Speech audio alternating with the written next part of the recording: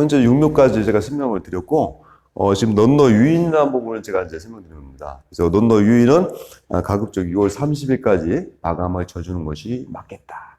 혹시나 늦게 되면 7월 10일까지도 가능한데, 그런 분들은 화분화를 유도하기가 약간은 불편한 점이 또 있습니다. 그래서, 그 다음에 이제, 이 포트를 보시면은, 자, 월동하는 묘, 아까 10월 달에 넌너를 발치해가지고, 이 포트에다가, 적어도 직경이 10cm 정도 된 거에다가, 심어 놓고 나서 별도의 온도가 영하까지 떨어지는 포장에 관리를 하셔야 돼요. 재배 포장에 넣어 놓으시면은 온도가 영하권이 안 들어있기 때문에, 영하권에서 그 적절한 그 기간을 적어도 2, 3개월 통과를 해야 되는데 그 기간이 통과가 안 되게 되면은 여기서 물질 배출이 안 돼가지고 런너 발생이 안 됩니다. 그래서 이렇게 포트가 좀 약간 큰 사이즈로 해서 여기다가 가식을 했다가 이듬해 이제 이런 식으로 해서 여기다가 3월 15일 전후로 심게 된다라고 보실 수가 있겠습니다. 네. 이건 실제로 포트 받기가 시작된 겁니다. 이렇게 핀으로 고정을 하겠죠. 핀으로 고정을 하겠죠. 핀을 가지고 고정을 하고 이런 식으로 해야 되는데 이 작업이 만만치가 않아요. 그래서 어미묘에서 런너가 나올 때마다 계속 핀을 꽂아서 적어도 어떤 분들은 매일같이 하시는 분도 있겠지만은 단기별로 이렇게 꽂아요. 그래서 6차례 사람을 써가지고 그 이상 이렇게 꽂게 되는데 이 핀은 다 소독을 하실 수 있겠죠. 이 핀이나 포트도 사용할 때마다 소독을 하셔야 돼요. 여기에 시드름병 포자가 또 범포자로 존재를 갖다가 5년 이상, 10년 이상 합니다. 그래서 소독을 않게 되면은 이런 부분에서 병반이 검포자로 있다가 다시 병반이 감염되는 경우도 있습니다. 실제. 그래서 이렇게 포트 받기를 시작을 또 하는 단계가 있겠죠. 그래서 보통 일반적으로 자묘 포트 받기는 5월 1일부터 6월 30일까지 시행을 한다라고 보시면 될 것 같습니다. 포트 받을 때, 딸기는 묘예요. 런너가 나올 때, 이렇게 이 부분에서 뿌리가 발생되고, 이게 나중에 관부가 되거든요. 이 관부가 되는 부분에서 잎도 나오고, 뿌리도 나오고, 런너도 나오고, 꽃대가 나와요. 그래서 짧은 줄기경이라고 이렇게 부르기도 해요. 짧은 그 줄기경 관부라고 표현하는데, 이 부분에 타격을 제거하셔야 돼요. 이걸 제거해야지만 이 부분에서 뿌리가 내려요. 조그만 건데, 그리고 꽂을 때는 요즘에 포트에서 한쪽으로 몰아가지고 핀을 약간 거리를 두고 꽂습니다. 꽂아요. 근데 이때 처음에 이제 농가들한테 많이 질문이 와요. 아니 핀을 꽂아보니까 핀이 안 꽂혀요. 어떻게 돼요? 5월달에 꽂는데 그때는 물 주는 타임은 6월 25일이나 20일 전에 주면 안 돼요. 미리 물을 계속 주게 되면은 그때부터 갈증을 느낍니다. 그래서 물 주는 타임은 정식적인 것은 6월 25일 정도 전후로 해서 포트에다가 이틀에 처음에 넌누가 있는 상태는 이틀에 한 번 정도나 3일에 한 번 정도 버팁니다. 그래서 대부분 농가들이 실패하는 것이 4월달이나 5월달에 물을 일찍 주게 되면 실패하게 됐고 또 두 번째는 이것을 하루에 물을 서너 번 정도 여러 번 주게 되면 또 실패합니다.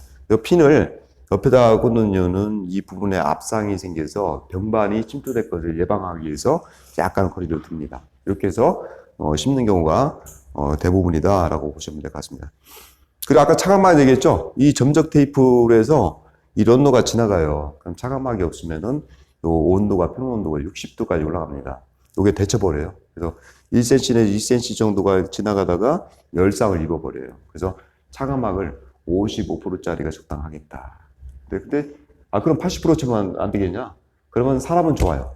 햇빛을 가려주니까. 그 대신에 얘가, 우리가 자묘가 통제가 안 됩니다. 못 자라버리거나 또 입이 연약해지면서 나중에 흰가병에 대한 발병률이 높아져요. 그래서 적당한 타협점이 그 정도가 되겠다. 그래서 요 런너가 한두 개 처음에 뻗어나오면서 한두 개 탈 때 그때 차광막을 잽싸게 치면 돼요. 그때가 날짜가 대충 5월 상旬 정도가 되겠다라고 보시면 될 것 같습니다. 전문가 수는 제가 이제 그냥 넘어가겠습니다. 포트 물관리. 이것은 자묘 관수 개시는 6월 20일 또는 25일 전후부터 해가지고 하시면 돼요. 그래 물을 줄기 시작한 건 뭐냐면은 그때부터 뿌리가 발견된다는 거죠. 사실 그 전에 좀 나와 있어요. 나와 있긴 한데 6월 25일 전후 해가지고 물을 갖다가 주기 시작하는데 보통 처음에는 런너가 있는 상태에서는 3일 단위마다 주는 게 낫습니다. 뿌리는 내려요. 건조하진 않아요. 그리고 나서 어미묘하고 자묘를 끊었을 때는 이틀에 한 번 정도 내지 하루에 한 번 정도 줘야 되는데 이때 물을 쓴다고 해서 어떤 분들은 하루에 4회, 5회 정도 주게 되면은 뿌리 발근은 빨리 되는데 세근 중심으로 가는 뿌리가 발생되다 보니까 그런 뿌리들이 나중에 생존을 여기서 적어도 좁은 포트 안에서 80일을 버텨야 되는데 뿌리가 버티지 못합니다. 그래서 가급적이면 뿌리는 드라이하게, 건조하게 키우셔야 되는데 그게 마르지 않는 범위가 그 정도가 되겠다 이거죠. 그래서 요거 때문에 실패하시는 분들이 많아요. 하루에 물 5번, 6번 주다가 뿌리 발근은 빨리 되는데 삽식은 가능합니다. 삽식은 돼요. 그러나 런너가 발생되는 상태에서의 FM 정식묘를 이렇게 키우는 과정에서 물 주는 타임이 너무 빠르거나 물 횟수가 많을 때는 그 뿌리 발근은 좋은데 이 포트 안에서 90일, 100일을 버티지 못합니다. 그래서 죽는다는 얘기죠. 그 뿌리가 썩게 돼요. 뿌리의 수명이 짧아지면서 그 썩은 뿌리에서 병반이 타고 들어갑니다. 탄저병 말고도 일반 어떤 2차 부생균이 붙게 되는데 그 썩은 조직을 통해서 다시 탄저병균이라든지 시든병반이 타고 들어갈 확률이 높다는 얘기죠. 그래서 뿌리를 드라이하게 키우는 것이 건조하게 약간 키우셔야지만이 좋은 묘를 우리가 획득할 수가 있고 화분화를 유도한 묘를 얻을 수가 있다는 얘기가 되겠죠. 네, 이거 뭐 이제 8월 달에 뭐 뿌리 발견된 상태를 포트가 많이 개량됐어요. 포트가 많이 개량돼서 종류가 되게 다양합니다. 그래서 뭐 요즘에 묘를 많이 생산하시는 분들은 32구짜리를 쓰는데 일반적으로 한 28구 정도나 24구짜리가 무난하지 않을까. 내가 내 농장에 쓸 것 같으면은 물론 이제 묘를 많이 생산한 경우는 판매 목적으로 합니다. 얘들은 32구짜리는 아까 심는 간격이 15cm라면은 이거 굉장히 좀 처음부터 해가지고 초정밀하게 관리를 하셔야 돼요. 그래서 묘를 확보를 한단 말이죠. 근데 일반적으로 28구짜리나 24구짜리는 내가 조금 정식 시기를 늦게 해도 또 우량묘를 획득할 때도 좀 더 좋은 점이 있어요. 32구짜리는 밀식을 하잖아요. 물론 포트가 더 빵이 큰 것도 있겠지만은 이런 것들은 서로 햇빛 보기에 경합을 하다 보니까 묘가 가늘어지면서 관부가 가늘어지면서 위로 웃자라는 경우가 있어요. 그렇게 되면 통제하기 어렵습니다. 쉽게 물을 아니 선생님 지난번에 분명히 3일에 한 번 정도 안 맞는다고 했는데 근데 이렇게 사유를 하게 되면은 쭉 그 위로 올라온 상태에서는 물을 빨리 안 주게 되면은 이 줄기가 길어지게 되면은 잎과 어떤 뭐 관부의 사이가 길어지게 되면은 수분 통제하는 데가 상당히 어려움이 있어요. 마르게 되면은 넘어졌다가 다시 일어서는데 물이 이행되는 거리도 멀고 어떤 광합성을 통해서 어떤 물질, 탄소 동화장을 통해서 탄소 성분을 내리는 것도 문제가 있고 해서 관리하기 어렵습니다. 그래서 외화 기술이 또 있긴 있는 거예요. 이건 뭐 이제 일반적으로 육매했을 때 이 부분에 대해서 이런 식으로. 그러니까 한색은 뭐 이제 펄라이트가 되겠죠. 이건 그냥 뭐 이렇게 재배해서 근데 이 묘가 뭐 네덜란드에서는 더 두껍게 키워요. 뿌리만 해도 거의 뭐 이 정도가 될 정도로 큰데 제가 볼 땐 그렇게까지는 할 필요가 없다고 하셔요. 왜냐면 정식을 하고 나서 우리가 고설 재배 기술이 분명히 엄연히 존재를 하기 때문에 묘가 그 쉽게 화분화만 돼 있고 요령이 어느 정도 돼 있다면은 뿌리만 건전하게 키웠다면은 정식으로 하고 나서 얼마든지 새로운 다 잡을 수 있는 기술이 다 존재를 합니다. 그래서 요즘에 너무 육묘 쪽에서 관보는 뭐 이렇게 뭐 검지만게 크게 키우고 또 아니면은 뭐 뿌리는 일단 큰 용량이 돼야 되겠어. 그것도 단점이 분명히 존재합니다. 그래서 그렇게 너무 몰두하다 보면은 질소를 갖다가 과하게 줘서 화분화를 못 시키는 경우가 있어요. 그래서 그런 건 오히려 파이가 된다라고 보시면 되겠고 이제 대부분 딸기 웃자라잖아요. 요즘 통제를 많이 해요. 그래서 웃자란 건데 뭐 7월 달에 이제 저격을 해라 8월 달에 뭐 이제 밀식된 것을 갖다가 어느 정도 통제를 하는 것들 인상가리 있죠. 인상가리는 뭐 이쪽에 배나 사과 쪽에 키우신 분들은 인상가리 가지고 그 도장지 끝을 막는다고 표현해요. 치게 되면은 끝에 닭발처럼 새 잎이 딱 나와야 되거든요. 근데 이제 딸기에서는 인상가리를 갖다가 경역 처리를 하게 되면은 그것이 약간은 그 쭉 줄기가 이제 크다가 약간은 외화를 또 유발을 합니다. 화분은 좀 빨라지는 경우가 있어요. 그래서 그런 방법을 쓰기도 하고 그리고 질소를 갖다가 계속 주게 되면 웃자라니까 질소를 중단을 갖다가 언제 할 거냐. 7월 보통 10일 정도에는 육류포트에는 중단하셔야 돼요. 그리고 어미묘는 제가 이제 6월 말에 끊어봐도 실제로 그 어미묘 베드에서 하부에 비료를 가지고 있어요. 한 달 동안 맹물만 줘도 밑에 이제 비분이 축적된 것이 그대로 다 올라옵니다. 그렇게. 그래서 이런 것들은 이제 약재를 써가지고 외화하는 거. 도마도에서는 도마도도 이제 육묘 하시는 분들이 옛날에는 B9을 썼죠. B9 같은 건 요즘에 못 쓰게 돼 있고, 이런 어떤, 딸기에 등재되어 있는 약재를 사용해서 외화를 시키는 방법이 있습니다. 요거는 이제, 특히 가장 많이 쓰는 것이 뭐, 메타코나즈를 가지고, 산림꾼 가지고 외화를 시키는 건데, 자, 딸기는 키가 크면 클수록 관리하는데 어렵습니다. 웃자란 것으로 어려워요, 물일 때. 키를 낮출 때, 물을 내가 하루, 이틀 정도 끊어도 입이 그대로 버텨줘요. 왜냐면 그 추산이 가는 이 주기가 작기 때문에. 근데 주기가 커버리면은 물을 조금만 안 줘도 이게 착 쳐져버려요. 쳐졌다가 물 주면 또 올라섰다가 몇 번 반복하면은 입의 입집 자체가 이제 병반도 침입할 수 있는 조직이 연부화가 되고 있기 때문에 관리가 어렵습니다. 딱 짧아야 돼요. 짧아서. 근데 약재를 가지고 외화를 시켜요, 요즘에. 그래서, 메타코나졸 가지고 보통 4,500배 정도에서 치는 시기는 삽식에서 치면 안 됩니다. 안 깨나더라고요. 그래서, 런너 유인 정식료를 썼을 때, 뿌리가 발근이 어느 정도 되고 나서 7월 10일에서 한 15일 사이 또는 한 20일까지 뭐 한 8일 정도 간격으로 4,500배로 2번 정도만 속잎에다가 쳐주는 거예요. 지나가듯이 쳐줘야 돼. 그러면은 외화가 돼서 딱 짱짱한 묘가 나와요. 그런 묘들이 정식을 했을 때, 정식을 하면은 처음에, 이게 수분 스트레스 많이 받아요. 그래서 입이 처지거나 비닐에 데치는 경우가 있는데, 딱 서 있어야 돼, 정식하고도. 그리고 속잎이 산매가 나올 때 역할을 해줘야 되는데, 외화를 시킨 것이 결국에는 화합원화도 빨라져요. 지상부를 억제한 것이. 뿌리가 많고, 지상부가 약간 작은 경우가 왜 그러냐? 그 TRU라는 게 있어요. 그리고 CNU라는 게 또 있어요. 그것까지 설명드리기에는 이번 시간 너무 제한돼 있고, 결국에는 내가 이 자체에 질소가 함유되어 있어요. 그래서 얘가 화분화 될 때 농도를 측정해봐요. 그 엽신이라고 하죠. 그 입하고 관부에 있는 그 줄기를 갖다가 그 지백을 짜가지고 그걸 질소의 농도를 측정해봐요. 설랑딸기 같은 거는 보통 250ppm에서 350ppm 정도의 질소 농도가 낮아졌을 때 얘가 화분화가 돼요. 평상시에는 뭐 1500ppm 넘어가요. 그래서 그거를 질소를 얼마만큼 차단하느냐에 따라서 얘가 계속 질소가 이렇게 입에도 이게 존재를 하거든요. 그 농도를 낮춰주는 거예요. 질소를 계속 주게 되면은 화분화가 안 되고 12월 달 돼도 남들은 딸기를 열심히 따가지고 박스당 오늘 한 3만 원 정도 나왔어. 4만 원 정도 나왔어. 그렇게 얘기를 하고 있을 때 나는 입장만 나와 있어요. 꽃대도 안 나와 있어요. 그런 게 어디 있어요, 실제로. 그게 뭐냐? 그래서 딸기가 어려운 거지. 화분화 때문에 어렵다는 거죠. 화분화를 시켜야 되는데 결국 화분화를 시키는 것 자체가 중요한 건데 그걸 빼버리고 대묘, 굵은 묘만 생산한다. 뿌리가 많아야 된다. 그렇게 개념을 생각하면 또 어렵다는 얘기가 되겠죠. 이제 모주와 모주 사이는 이렇게 여기는 보통 6월, 7월쯤 되면 뿌리가 어느 정도 내리고 나면은 입은 여기를 통기성을 위해서 어미묘로 다 제거를 합니다. 그리고 어미묘와 자묘 사이의 런너를 잘라줍니다. 잘라주게 되면은 이제 그때부터 이제 독립이 되는 거겠죠. 안 그러면 어미묘에서 질소비료가 계속 들어가게 되겠죠. 그래서 이거는 요즘에는 옛날에는 너무 일찍 자르면 조금 관리하기 어려울 텐데요 했는데 왜냐면 이거 잘라서 빨리 잎을 제거하는 것이 병해충 관리가 좋더라고요.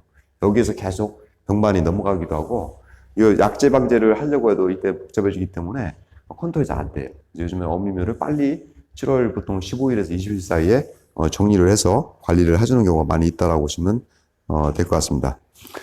그리고 이거는 이제 이렇게 해서 여러 가지가 나오고 있죠.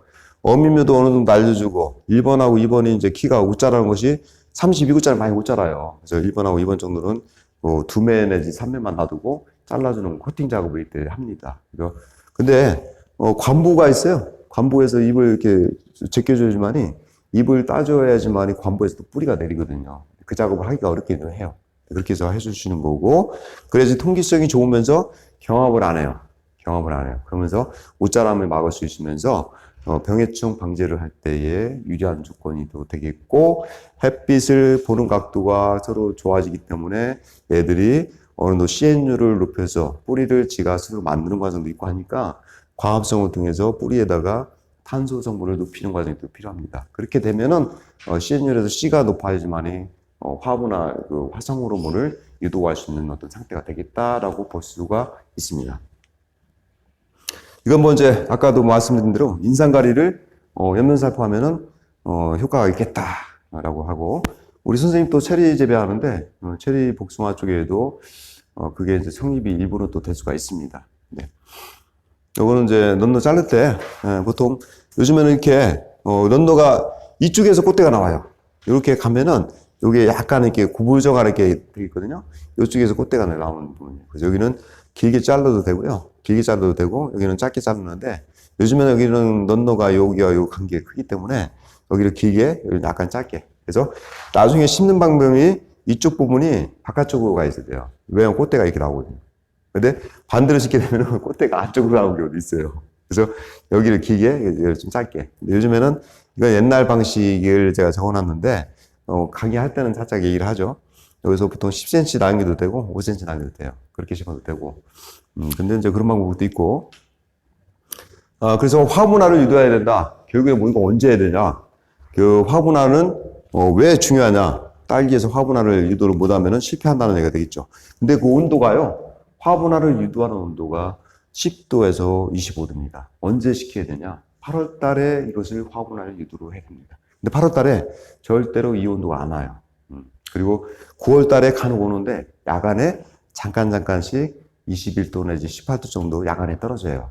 강원도는 돼요. 강원도는 고산지역에 심게 되면 쭉쭉 떨어져서 화분화 잘 돼요. 근데 논산에서는 잘 안 오더라고요. 결국에는 이 온도를 가지고 화분화 시키기는 한도가 있기 때문에 질소를 언제 끊을 거냐가 굉장히 중요한 인위적인 요소가 됩니다. 강원도는 질소를 더 줘도 괜찮은데 우리 논산 쪽은 그래서 날짜가 7월 10일 정도까지 그 이상 그 질소를 넣게 되면 화분화가 안 된다라고 보시면 되겠습니다. 그래서 이거는 화분화 단계별로 이게 검증해요. 검증하는데 올해 참 안 됐어요. 올해 화분화가 정말 안 된 애들 있어요. 그 이유를 보면은 저희가 해마다 400농가에서 500농가 정도 2000점 이상을 갖다가 검경을 해보는데 올해 화분화가 안 된 이유는 올 여름철에 6월, 7월 달하고 보고 8월 달에 고온도 있었지만은 일조량이 굉장히 부족했어요. 아마 역사상 논산에서 제가 이제 데이터를 빼보니까 뺄 수 있는 한도에서는 가장 일조량이 부족한 애였어요. 7월 달인가?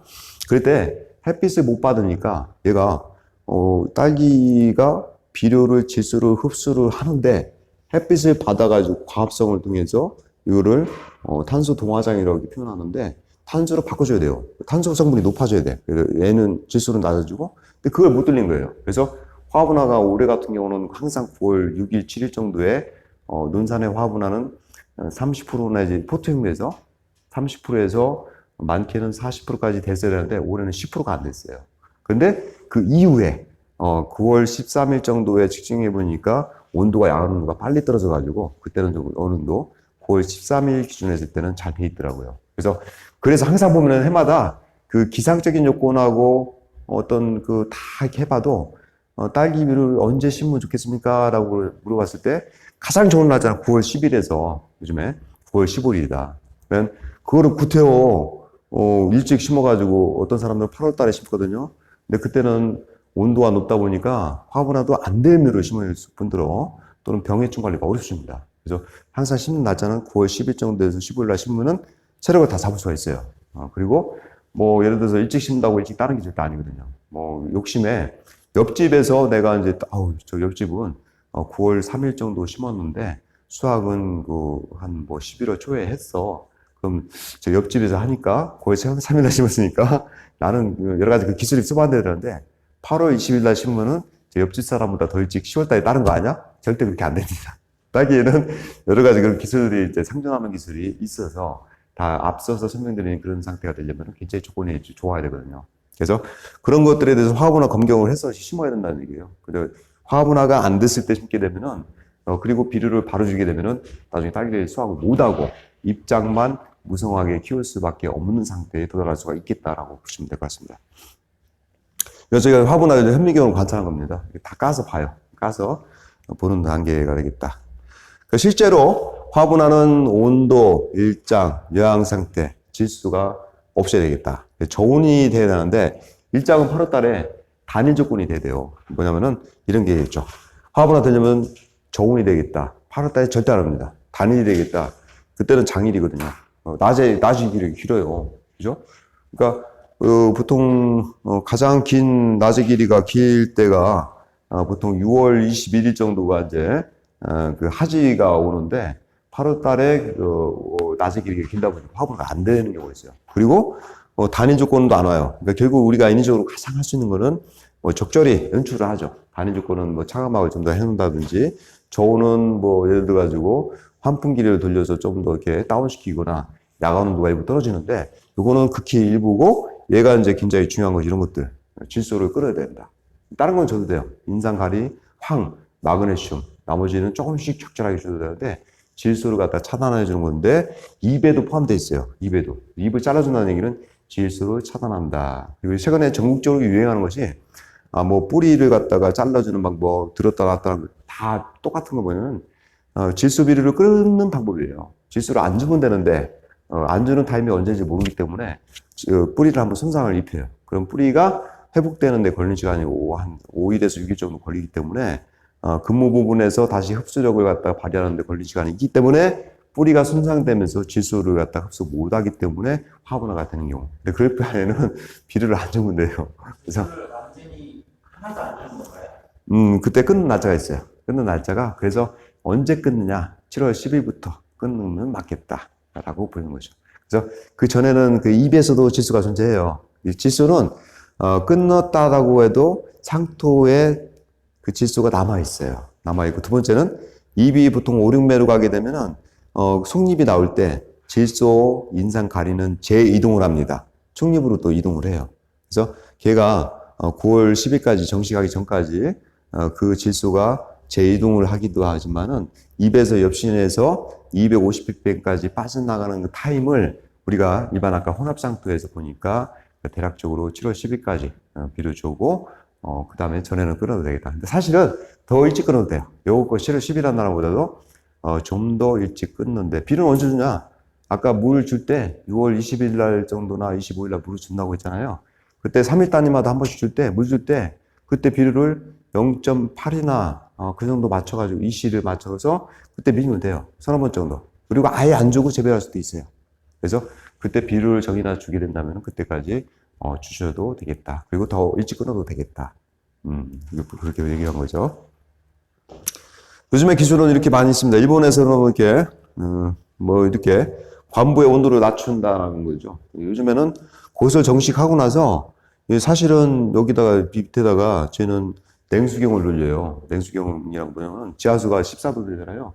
계속 돌리면은 스틸볼베드 밑에 이런 어떤 엑셀 파이프가 사실 있어요. 그래서 이 배지 온도가 그냥 놔두면은 한 28도 내지 30도 육박할 때도 있어요. 차간막을 정식하고 나서는 70%짜리 또는 55%짜리를 이렇게 설치해 놓는데, 그래서 계속 돌리면은 이 근부, 이 배지의 온도가 한 23도 또는 21도까지 떨어지기도 해요. 상황에 따라서. 그러면 여기서 정식했는데 요 관부의 온도가 21도를 인지한다는 얘기는 5가지 관점에서 관찰해야 돼요. 첫 번째는 아까 화분화 온도가 25도 미만에서 이루어지거든요. 온도를 낮추는 방법. 그리고 아까 이 뿌리가 가장 딸기 뿌리가 적은이 뭐냐? 다른 것들 과수나 또는 채소류는 25도 이상 넘어가요. 근데 딸기는 17도에서 21도가 가장 뿌리의 적은이에요. 조금 더 높게 써봐야 23도. 그래야지만이 무르스하고 그런 게 잘 되는 거예요. 다른 작물은 다 25도가 넘어가요. 그래서 문제 낼 때 딸기 뿌리에서 물과 비료를 흡수하는데 가장 적절한 뿌리의 적은은 몇 도냐라고 하면은, 다른 작물들은 25도 정도에서 다 문제가 생겨나는데 딸기는 그렇게 하면 틀려요. 17도에서 21도 범위예요. 낮아야 돼요. 그래야지만이 또 한 가지가 뿌리 생도 좋지만, 세 번째가 뭐냐? 이 배든의 온도를 낮춰놔야지만이 시드름병과 탄저병의 발병들을 낮출 수가 있어요.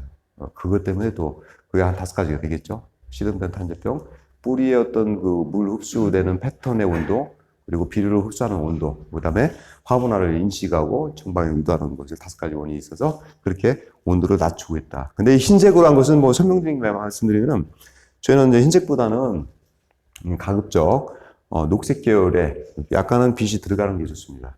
흰색은 흑백 필름이라고 하는데, 이것이 빛이 투과가 안 되다 보니까 뿌리가 상부에 머물러 있는 경우가 있어요. 그래서 얘들은 정식 초기 때는 유리합니다. 배지 온도를 낮춰줘요. 햇빛이 딱 보면은 튕겨버리니까 배지 온도가 잘 안 올라가. 근데 문제점은 12월 달이나 1월 달에는 배지 온도가 겨울철에 더 떨어져요. 11도, 12도까지 떨어지는데 아까 뿌리에 적은 17도로 맞추려고 하면은 엄청난 에너지를 떼야 돼요. 그때 당시에 손실을 많이 본다는 거죠. 그래서 녹색 계열이 가장 적합한 타입제입니다. 이렇게 보시고 요즘에는 좀 더 기술이 발전돼 있어요. 여기다 타입백을 살짝 쪽필름처럼 이렇게 설치하는 경우도 있어요. 그렇게 되면은 그런 내부하고 타입백이라는 난반사 필름이거든요. 단회가 쓰는 거야. 그래서 멀칭을 한 상태에서 타입백을 설치하게 되면 그건 이제 블록에다 올려놨어요. 이렇게 나중에 했다가 이것만 이제 걷어내면 돼요. 그렇게 되면은 효과도 있는 건데 그런 방식을 쓰기도 합니다. 이건 화분화 기술에서 어미묘 실수는 7월 20일인데 늦어요. 어미묘는 그냥 가급적 6월 말까지 이제 줬다가 끊어버리는 걸로 하고 포트자면 실제로 비료는 넣지 않아도 돼요. 주게 된다면 7월 10일까지가 마감 날짜다라고 보시면 되겠다. 그리고 이거는 이제 관부 굵기에 포트자면은 만약에 여기 수질에 따라서 상황을 이쪽은 지난번에 충북에서는 지하수 보니까 뭐 0.4까지 나오면 많더라고요. 노플이라 가정하면은 0.9까지는 쓸 수가 있어요. 네 번 줄 때마다. 물의 그 지하수 자체에 인산이나 가열이나 또 어떤 부분은 칼슘, 황 같은 게 성분이 많이 들어있어요. 그래서 그거를 합산해서 계산하면은 0.9 정도까지 줄 수가 있고, 그렇지 않으면은 그렇게 하셔도 되거든요. 그렇게 되고, 포토 상토는 비분이 없는 것을 써야 되는데, 일부 지역에서는 상토에 비분을 넣는 경우가 있어요. 그런 경우는 비분이 안 빠져요. 왜냐면 3일 단위마다 한 번씩 물을 주는데 그 상토에 접합이 되는 비분이 안 빠진다는 얘기죠. 안 빠져요. 매일같이 물을 씻어줘 내지 않는 이상은 3일에 한 번 물 줘가지고 상토에 있는 비분이 잘 안 빠져서 특히 요소 계열의 합성 비료 같은 경우가 상토에 남아있을 확률이 높아서 계속 화분화를 일으켜야 되는데 비료 중에 질소가 들어가 있으면 화분화를 저해하는 역할을 하거든요. 그래서 그런 방법 때문에 이제 비분이 없는 상토를 쓰셔야 된다라고 여기 말씀드린 거죠. 네, 그러면 이제 인공 상토는 마삭도가 좀 빠르긴 한데 만약에 고설 재배를 할 것 같으면은 상토 재배를 하시는 것이 안정성이 높습니다. 그래서 만약에 중탄산이 높은 지역이나 또는 지하수의 pH가 높거나 이시가 높았을 때는 컨트롤하기가 좀 어렵습니다. 그래서 가급적이면 상토 재배라는 게 맞겠다라고 보는 거고요. 네, 이렇게 요건 이제 저희가 화학문화 검경을 해서 확인을 해서 이렇게 정식을 하면 되겠다라고 보시면 되겠고, 이제 이건 단기 조작할 때, 정식할 때 온도 조작이 여러 가지가 있어요. 겨울철에 아까 묘를 획득하려면은 마이너스 2도에다가 이런 식으로 해서 한 200포기 정도 상토 담긴 거를 마이너스 2도에다가 보통 3, 4개월까지 조작해도 관계가 없어요. 관계가 없어요. 그리고 네, 괜찮아요. 처음에 묘가 이제 물 주고 난 상태에서 이것을 비닐을 갖다가 이렇게 덮어놓게 되면은 습도가 유지가 돼요. 그래서 이 정도도 어떤 분은 그 논문에 보니까 완전 말려서 조작한다라고 하는 경우도 있고, 내가 볼 때 말려서 하는 건 안 되고, 그냥 물 주고 생과하고 있는 상태를 갖다가 그냥 비닐에 보통 많이 넣지 마세요. 압삭이 생기니까. 100개 내지 한 150개 정도 이렇게 담아서 압삭이 안 생기게 해서 겨울철에는 마이너스 2도에다가 3, 4개월 보관해도 괜찮아요. 우리도 그렇게 심거든요. 어미묘 할 때. 근데 이거는 정식하기 전에 예를 들어서 충북 지역에서 육묘를 안 하시는 분 있잖아요. 그러면은 예를 들어서 논산에서 묘를 가져가라는데 나는 심는 날짜가 9월 10일 날 심을 건데 논산에서 9월 1일 날 안 가져가면 안 팔겠다라고 하면은 할 수 없이 가져온단 말이에요. 그럴 때는 그냥 방치할 거냐? 안 된다. 그리고 일찍 심을 거냐? 아닙니다. 저온상고 보통 10도 정도에다가 보관을 하시면은 화분화가 정방향으로 유도가 된다. 또 온도가 10도 미만은 화분화가 안 돼요. 또 10도에서 25도인데 가장 잘 되는 온도가 10도에서 18도 범위거든요. 그래서 이 범위를 쓰셔야 돼요. 그럼 혹시 한 3도 정도 넣으면 안 되냐? 3도 정도면 휴면에 들어가요. 5도 미만에서 휴면에 들어가고, 그러면 냉동시키면 안 되겠냐? 그러면 버리죠. 안 되죠. 그래서 이때는 그렇게 9월 달에 그렇게 하시면 되겠다라는 얘기가 되겠죠. 아까도 말씀드린 대로 인산가리를 연면 시비했을 때의 화분화 빨라진다는 논문인데 두세 번 이상 하셔도 돼요. 요즘에는 요거를 인산가리를 그냥 그 뿌리 쪽에다가 고설재배 기술이 나오면서 요거는 고설재배 기술에 대한 정확한 메커니즘을 몰랐을 때 나오는 것도 연면살포에 대한 실험이고 그 뿌리 쪽에다가 조금 투입하셔도 그 약간 내화가 되더라고요. 그래서 근데 이렇게 해서 해도 되겠다라는 얘기들이고요. 이게 뭐냐? 이게 잘 보시면은 이분은 이제 어떤 건 딸기를 따야 되는데 얘는 꽃대가 안 나왔어. 이 경우를 보면은 아까 포트 바퀴를 할 때 6월 30일까지 마무리하라고 했는데, 이 앞에 거는 받았죠. 근데 이제 32구짜리 채우다 보니까 8칸이야. 근데 한 5칸까지는 다 받았는데, 그다음부터는 안 나와가지고 늦게 받은 거예요. 7월 30일이나 8월 달에 받은 것이, 뒤에 받았던 8번 라인 줄에서 받은 것이 너무 늦다 보니까, 유령이 한 30일이나 40일밖에 안 된 대로 심다 보니까 얘는 안 나온 거고, 얘는 이제 그래도 유령이 꽤 된 거를 심다 보니까 얘는 나온 거고, 이런 경우는 약을 치기가 어려워요. 꽃이 나왔을 때 약을 치게 되면 수정부작용이 걸리기 때문에 꽃이 일시에 딱 개화돼야 돼요. 그래야지 꽃이 개화가 되기 전에 쭉 약을 치다가 꽃이 개화가 일시 쭉 되고 열매를 받겠을 때 이화방이 나오는 그 터울 사이에 약재를 방지할 수 있는데, 이 케이스는 어떤 것은 꽃이 필 거고, 어떤 건 열매 상태가 되고, 어떤 것은 미분화 상태가 되고, 이런 것들이 균일도가 떨어지는 거래요. 아까도 얘기했지만은, 그 포트 육류가 아니고, 노지 육류도 그럴 가능성이 높고, 쉽게 해서 화분화가 늦고, 또한, 아까 차근 육류란 것도 이런 현상이 나타나더라. 그래서 요즘에 이거는 뭐냐면은, 이분은 11월 30일 날, 자, 11월 30일이면은 첫 딸기를 수확을 막 하고 있어야 돼요. 늦어도. 근데 이분은 지금 뭔 작업을 하냐? 꽃대가 하나도 안 나왔어. 그러니까 정식을 처음에 기농 모셔서 딸기를 하는데, 남들 보니까 9월 10일 날 심는단 말이죠. 근데 이제 그래서 딸기는 한 12월 초나, 토종 같은 경우는 11월 말 정도 자라면 따기도 하는데, 그러면 내가 8월 한 20일 정도 심게 되면은 내가 이제 보통 21일 또는 25일을 빨리 심잖아요. 그러면은 나는 이제 11월 초나 10월 말 정도 딸 수 있겠다라고 했는데, 이번은 11월 30일 때까지 가도 꽃대가 안 나왔어요. 그리고 수확은 나중에 1월 달 넘어가서 이제 하시는 경우가 있는데, 그래서 이 경우는 질소를 차단 못했기 때문에 정식 날짜를 일찍 하고 화분화가 안 된 상태에서 비료를 갖다 계속 주게 되면 얘가 그 여왕생장 쪽으로 해서 잎과 줄기만 무성하게 나오는 상태가 되더라, 이렇게 보시면 될 것 같습니다. 이런 케이스가 있고, 이 경우는 이제 포트 말리기를 너무 말리 했을 때 포트에서, 근데 저랑은 토설적으로 나와요. 이 경우가 심지현상이라고 해서 이렇게 꽃대는 나오고 하는데 잎이 나와야 되는데 잎눈이 날아가 버렸어요. 그래서 포트 상태에서 너무 지나치게 포트를 말린다 표현을 해요. 뭐냐면 물을 끊는다든지, 그래서 입이 막 넘어져서 이렇게 스트레스 받아서 수분 스트레스 때문에 입이 자빠진 상태에서 새벽에 좀 가보면 이렇게 서 있고 하는데, 그런 수분 스트레스를 너무 많이 겪게 되면은 이렇게 심리현상처럼 이렇게 입이 나와야 되는 입이 안 나와요.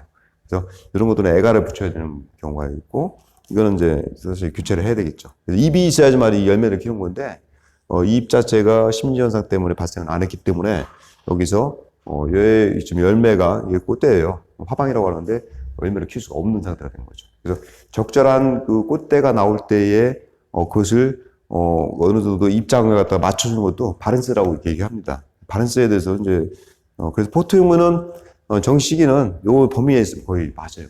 그래서 요즘에는 옛날에는 일찍 가려고 많이 노력했는데 리스크가 많아요. 그래서 지금의 가장 돈을 많이 버는 농법이라고 해야 되나요?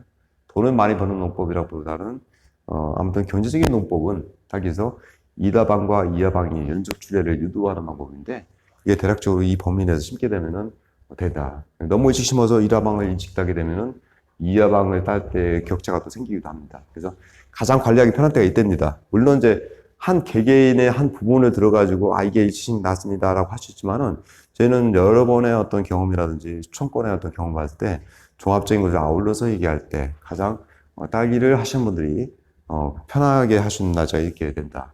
일찍 심는 기술도 있어요. 물론 그걸 부정하는 건 아니고, 일찍 심을 때는 제가 이제 조금 더 깊게 얘기하면은 지하 수질까지 봐야 돼요. 그 지하 수질에 어떤 분은 질산성 성분이 많이 함유됐을 때는 불가능한 지역도 있고, 또 여러 가지 일찍 심었을 때 리스크가 많은 거는 안 되는 경우도 있어요. 그래서 지하 수질까지 검토해서 어떤 거는 하면 되거든요. 근데 그 경우가 되는 농가가 있지만은 안 되는 농가도 있다. 보편적인 우리가 보편적인 기술을 얘기할 때는 이 범위 내에 있다고 보시면 될 것 같습니다. 그 다음에 정식 기술은 이제 요즘에는 토경 재배를 할 때도 항상 그렇습니다. 유기물과 태양열 소독을 갖다가 보통 6월달하고 8월달에 해주게 되면은 상당히 좋다. 그리고 일항짓기도 이제 어느 정도 이렇게 정식하기 보통 한 20일 전에 타놔야 돼요. 일항을 이렇게 고를 높여요, 요즘에는. 딸기는. 그러면은 여러분 생각할 때 이제, 체리를 심었고, 배를 심었는데, 그걸 심기 전에, 그 과송 같은 경우는 갓줄에 배수가 좋게끔, 쭉 롤을 타가지고, 배수성을 갖다 향상시키 암거 배수도 하기도 하고, 밑에 여러 가지 그런 것들 묻기도 하고, 관을 묻기도 하고 하는데, 이것도 딸기 같은 경우는 지금 요즘에는 나무처럼 큰 게 아니기 때문에, 자, 배수가 안 되다는 뭐든 내가 통제할 수 있는 것은 땅을 높여버려요. 높여버려서 이렇게 이제 고를 타요. 그래서 요만큼만 관리하는 거예요. 이만큼만.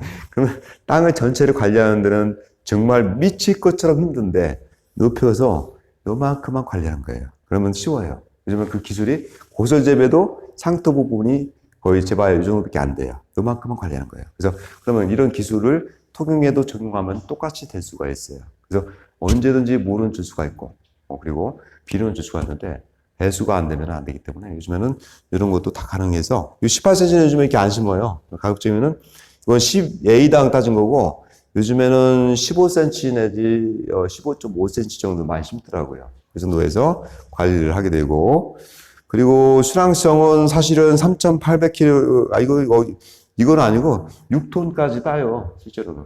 6톤까지 따요. 이건 그냥 옛날에 이제 평가를 할 때 나온 건데, 15cm로 해가지고 실제로 요즘에 한 동의 면적이 그 바깥쪽을 쟀을 때 220평 정도가 되는데 4톤 범위를 따거든요. 근데 300평 기준하면은 보통 골수가 두 고를 더 넣어서 계산하면은 거의 6톤 가까이 딴다고 봤어요.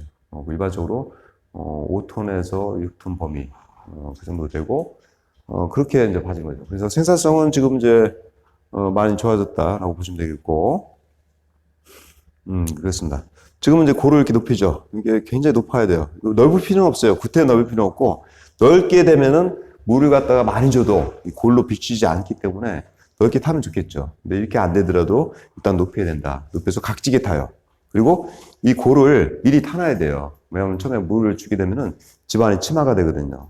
정식 전에 한 20여 전에 타놔가지고 물을 서서히 미겨야 돼요. 그럼 집안이 이렇게 쭉 꺼져요. 좀 만져줘야 돼요. 높으면 높을수록 성공한 기술이 이제 요즘 딸기 기술이에요. 그래서 이런 방식으로 해가지고 짓게 되고, 실제로 이제 보통 보면은 우리가 이제 이 케이스는 실제로 우리가 이제 고설 재배해서 멀칭을 하고 나서 뿌리가 붙은 상태로 그대로 이제 꽂는 방법하고, 얘는 뭐냐면은 이제 상토로 떨어서 심는 방법, 그죠? 얘는 리스크가 커요. 얘는 상토가 없는 상태에서 심다 보니까 초기 때 세력을 못 잡게 되면은 시드름이나 탄저병이 더 올 확률이 있고, 또한 지하 수질이 중탄산이 높거나 또는 pH가 높거나 또는 EC가 높은 상태에서의 컨트롤하기가 어렵습니다. 그냥 뿌리 손상도가 크기 때문에 회복도가 늦어요. 초기 정식하고 나서 가장 딸기가 스트레스 많이 받을 때가 정식 직후입니다. 그때 스트레스에서 뿌리가 빠르게 생육을 해서 이 상토와 접지가 안 되게 되면은 그 스트레스 때문에 위험도가 높아요. 하지만 얘가 화분은 좀 빠르긴 하다는 얘기죠. 얘는 그냥 안정적으로 물이 안 좋다, 수질이 안 좋다. 저희 지역도 바닷물이 들어왔던 적이 있어요. 그래서 강경하면은 옛날에 그 배가 오갔었고, 염분이 쉽게 섬진강 가면 제첩이라는 게 있죠. 제첩은 어떻게 나오냐면은 민물이 흘러내려갈 때, 바닷물이 만조가 됐을 때 바닷물은 비중이 높기 때문에 밑으로 해서 이렇게 올라와요. 그래서 이 바닷물과 이게 민물이 만나는 적당한 지역에 제첩이 많거든요. 군산도 그랬어요. 체온이나 강경 가면은 옛날에 바닷물이 많이 들어온 적이 있고, 옛날 바닷물 밀려 들어오면은 저희가 가까운데도 다 논인데도 과거에 바닷물이 들어왔던 지역을 파보면은 관저 깊이가 깊게 팔수록 염분이 더 많아. 그 나트륨하고 이제 염분이 더 나오다 보니까 그런 지역에서는 만약에 이것을 털어서 재배하게 되면 나트륨과 어떤 그런 염소의 지배를 받아가지고 초기 생육이 떨어질 수가 있다는 얘기죠. 그래서 그거를 잡아주기 위해서는 상토가 있는 채로 심는 게 안전적이고, 충북 쪽은 내가 이제 의외로 이제 그 수질 분석을 예전에 농가 몇 분이 하셔서 보니까 중탄산이 상당히 높더라고요. 진주 지역은 거기는 대형 관정을 보통 우리는 야 관정이 되게 깊네라고 했을 때가 보통 100m 이상 파면 깊은 건데, 거기는 200m, 300m 말 못하게 들어가더라고요. 근데 그렇게 들어가면 오히려 이제 약간 강 바닷가 쪽에 가까운 지역 같은 경우는 염분이 더 올라온다는 얘기죠. 그래서 거기서는 혼합 상토를 못 쓸지도 몰라요. 왜냐면 염분 때문에 성분이나 다른 어떤 중탄산이라게 높기 때문에 혼합상토보다는 완충력이 강력한 순수 유기상토를 써야지만이 가능할지도 모릅니다. 그래서 거기랑 그 지역에 따라서 수질에 따라서 재배 방법이나 사용되는 재배 용기가 달라야 된다. 그래서 그런 것도 저희 논산 지역에 주로 관찰하다 보니까 저희는 혼합상토 써도 완충력이 덜 하더라도 일단은 스티로폼을 쓰는 이유는 온도를 잡아줄 수 있는 여건이 되기 때문에, 예, 그래서 온도를 잡는다는 그 개념에서 장점이 있기 때문에 이렇게 가는 거고, 나무지방은 천막 재배를 하면서 유기상토를 쓰는 거고, 그렇게 갑니다. 그래서 여러 가지 이렇게 생각되는 되고, 이제 아까 설명드린 대로 뭐 그런 것들입니다. 정식 시에 상토를 떨었을 때 화분화가 잘 되는 경우가 있고, 그 떨기를 했을 때가 이제 차이가 있고 안 떨었을 때가 이제 이렇게 있지만은, 이거보다는 이 차이는 제가 강의할 때마다 설명드리니까 이거보다는 내가 안정성을 더 추구하겠다. 지금 기술은 좀 더 발전돼서 상토가 붙은 상태에서 정식을 하게 되면은 내가 질소를 용이하게 차단하게 되면은 화분화를 연속 전략을 할 수가 있습니다. 그래서 지금은 요거 떨어서 심냐 안 떨어서 심냐가 아니라 상토가 붙은 채로 심었을 때의 정식 활착이 잘 되면서 화분화를 또 유도할 수 있는 방법이 있기 때문에 요즘에는 요거 부분에 대해서는 가볍게 이렇게 설명만 드리고 합니다. 근데 심을 때 가장 많이 어려워하시는 것이 이 경우가 뭐냐면, 처음에 기농하신 분들이 실수하시는 게 뭐냐면은, 자, 이거는 너무 얇게 심었어요.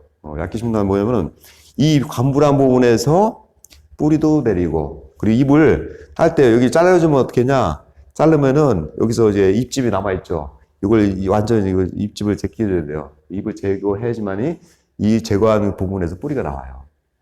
근데 어쨌든 이 관부가 묻히면 안 돼요. 묻히게 돼서 심게 되면은 이 부분이 나중에 시드름병이나 탄저병, 2차 부작용에 감염돼서 올라오는 게 높다는 거죠. 차라리 깊지 않으면은, 깊지 않으면은 제가 견인해서 이렇게 땡겨 가요. 뿌리가 내리면서 견인을 하는 게 있어. 그 옆에서 긁어서 올려줄 수도 있어. 근데 너무 깊게 된 거는 일단 그 뿌리가 여기서 잎이 나오면서 붉게 변해요. 이렇게 다 붉게. 이 부분이 뿌리에 관부가 묻혀져서 이 흙을 삐죽고 나오는 상태에서 붉게 변하는데, 붉게 변하는 원인은 여러 가지입니다. 병반의 감염도 있고, 작은 뿔파리가 생겨도 있고, 또는 이 부분에서 관부, 비료를 중단해도 있고. 하지만 이 경우에 관부가 묻혀가지고 붉게 나오면서 병반에 감염될 수 있는 확률이 높다는 거죠. 그래서 이 경우는 잘못 심은 예가 되겠죠. 그래서 이 경우는 또 이제 상토가, 여기는 제가 이제 아까 둘러보니까 흰색 스마트팜을 보니까 흰색 멀칭을 했어요. 근데 이 상토가 계속 이렇게 심다 보면은 상토 높이가 이제 너무 깊게 심겨진 애가 아니라, 이거는 이제 비닐에 이제 씹히는 경우가 또 있겠고, 이건 뭐냐면 상토를 너무 고봉을 쌓다 보니까 쭉 바깥쪽으로 밀려요. 이게 더 크게 되면은 이게 보통 한 제가 길이가 3cm까지도 관부가 올라오면서 이 부분에서 뿌리가 계속 내려야 되는데 관부가 멀어지면서 뿌리가 잎이 발생되는 각도도 있어야 되는데, 이게 자꾸 바깥쪽이 노출되면서 이쪽은 뿌리가 내리는데 이쪽은 뿌리가 안 내려요. 그러면서 한쪽으로 이렇게 하드가 기울어지는 현상이 생기는데, 너무 고봉으로 살 필요가 없는데 많이 싸다 보니까 나중에 꽃대가 나와서 열매가 되면서 열매가 쭉 무게중심 바깥으로 흩어지면서 여기에서도 뿌리가 내리고 잎이 또 나와야 되는데 한 박자 쉰 거예요. 이 경우는 3월달, 4월달에 불리합니다. 정식 초기 때는 그냥 넘어가고 상토가 많으니까 더 좋은 거 아니야? 하지만 기울기가 생겨요. 그래서 이 케이스는 잘못된 예다라고 보시면 되겠고, 지금은 이제 멀칭을 합니다. 이제 멀칭을 했을 때 이제 제가 이제 이 상태에서 여러 가지 그 상담이 들어오는데, 멀칭은 일단 언제 하냐 하고, 멀칭은요, 쉽게 얘기해서 보통 통상적으로 10월 지금 정도 미리 했거나 또 하고 계십니다. 그러면 온도가 이제 꽃대가 보통 꽃대가 조금 나오기 비치기 시작할 때 하셔야 돼요. 꽃대가 1.5cm 내지 2cm가 나오게 된 상태에서 멀칭을 하면 다 그 꽃대가 부러집니다. 그래서 그리고 너무 일찍 하면 어떻겠냐? 일찍 하게 되면 지온이 올라가기 때문에 화분화가 정방향 유도가 안 되고 그 병반 발생이 높아집니다. 특히 시드병반. 그래서 멀칭을 하는 타임이 지금 정도가 되겠다. 멀칭하고, 일찍 한 경우는 이렇게 일찍 한 경우는 어쩔 수 없이 했다. 그럼 약간 어깨를 갖다가 걷어줍니다. 이렇게 걷어줘서 지온 상승을 막아주면 조금 더 그나마 괜찮고, 그리고 이제 이 상태가 뭐 일반적으로 이렇게 볼 수가 있고, 멀칭을 하기 전에는 저희들도 미생물이나 그것을 조금 더 사용하게 하는데, 멀칭을 하고 난 상태에서 갑작스럽게 뭐 미생물을 갖다가 많이 주게 되면은, 만약에 여기서 뭐 축분을 갖다가 늦게 넣었다든지, 뭐 예를 들어서 8월 달에 넣었다든지, 뭐 7월 말이나 8월 달에 넣었다든지, 유박을 그때 썼다면은 급속도로 발효가 됩니다. 미생물의 활동이 멀칭하고 나서는 가급적 조금 자제하시는 게 좋아요. 그래서 유기물을 줄 것 같으면은 토양을 가꿀 때 6월 말에서 그때쯤 유기물을 주거나 또 아니면은 여러 가지 퇴비를 줄 때 그때쯤 주는 게 낫지. 만약에 하고 나서 이때 미생물을 갖다가 증폭하게 되면 약간 그 불편한 점이 있어요. 그래서 저도 당밀이나 점적기를 좀 쓰는데 점적 테이프라고 하죠. 분수수가 아니라 점적 테이프에다가는 미생물을 저도 클레라 같은 경우 쓰는데 당밀에서 발효된 거 있죠. 당밀이 약간 점성을 가져요. 그래서 당밀에서 발효된 미생물을 쓰게 되면 그 점적기가 막히는 현상이 또 있습니다. 그래서 그것 때문에 그 잘 사용을 안 하고 특히 또 점적기가 막히는 현상, 그건 이제 생리적 장애 현상에서 제가 많이 다뤘던 건데 거기다가 이제 딸기에서 주로 쓰고 있는 코사이드나 쿠포 같은 경우가 동계통의 약재인데 그게 약간 막히는 경우가 있어요. 사용하고 나서 맹물관수를 좀 해서 조금 더 관세척을 좀 해주시면 좋을 것 같은 느낌 들고요. 그렇게 되고 일단은 이제 멀칭하는 거고 이게 이제 일반적으로 녹색 피님을 쓴 건데 이 친구에 대한 얘기를 잠깐 하고 제가 쉬었다 하겠습니다. 이 친구가 이제 한 7년 정도 됐어요. 그때 인삼농사를 짓다가 저하고는 초중고등학교 동창이었고 이 친구가 이제 기농을 한 지 꽤 됐지만 딸기 농사를 그때 토경에서 처음 했어요. 근데 그러니까 친구니까 관심 있게 마셔야 할 거 아니에요.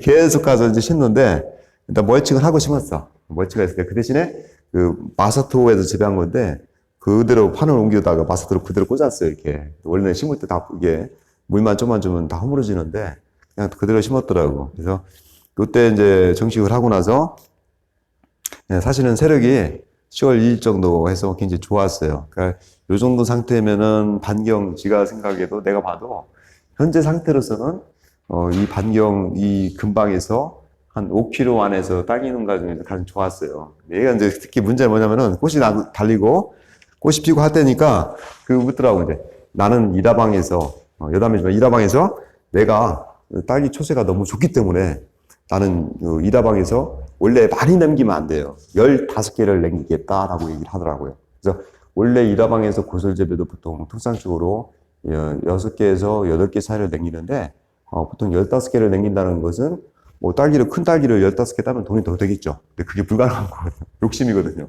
그렇게 많이 남기면 뿌리가 손상입니다. 이하방이 나가 떨어져요. 그 다음에 꽃대가 나와서 화방이거든요. 베리 종류는 화방이 길게 나오면서 꽃이 여러 개가 피면서 그 안에서 보통 7, 8개를 다 수확을 합니다. 꽃은 많이 피면 뭐 20개도 피고 15개 내로 피는데 근데 이제 요것을 너무 이다방을 강하게 키우면은 그 다음에 또 화방이 올라와요. 올라오기 12월 달에 올라와서 1월 달에 수확하는 또 딸기가 나오는데 그게 약해지거든요. 욕심을 너무 부리다 보니까 나중에는 큰 것을 못 따고 작은 다마를 따다 보니까 숨만 바쁘고 원래는 딸기는 23g 정도 되는 것을 따야지만이 특다마라고 해서 돈을 받아요. 근데 작은 거 상다마 많이 따면 돈이 뭐 없어. 별로 안 돼. 그래서 교회는 이 친구가 나중에 타협점 줘가지고 10개를 하나 하는데 나중에 2개는 큰 23g짜리 이상을 땄는데 나머지는 너무 많이 연도가 다니다 보니까 다 못 키우는 거예요. 작은 것만 땄다고 손만 바쁘고 돈이 안 됐다고. 그래서 처음에 네 말을 들을 걸 하더라고요. 그래서 딸기 욕심 부리는 것은 어떨 때 부릴 수가 있는데 욕심 부리지 말아야 할 때가 3군데가 있습니다. 열매 개수 달릴 때, 그리고 비료 줄 때 욕심 부리면 안 돼요. 그리고 영양제 욕심 부리면 다 망합니다. 그래서 3가지는 철저하게 딸기를 너무 이렇게 사랑한 나머지 영양제를 과다 투입해서 영양제로 인해서 어떤 불편한 것이 발생되기도 하고 그래서 그냥 우리가 사랑을 너무 많이 주지 말고 베이스 기술로 그대로 가야 돼요. 한 번 정도는 딸기가 너무 어렵다 보니까 속기단 바들이 많아요. 그래서 그런 것들을 좀 더 잘 피해서 농사를 하면 좋겠다라고 생각하고 이렇게 해서 이제 다시 이 편에서 이제 강의 끝나고 마지막에는 이제 마무리 교육을 또 하겠습니다. 10분 쉬었다가 다시 이제 마무리는 30분 정도 하고 질의답변식으로 제가 이제 블로그 쪽으로 한번 얘기를 할게요.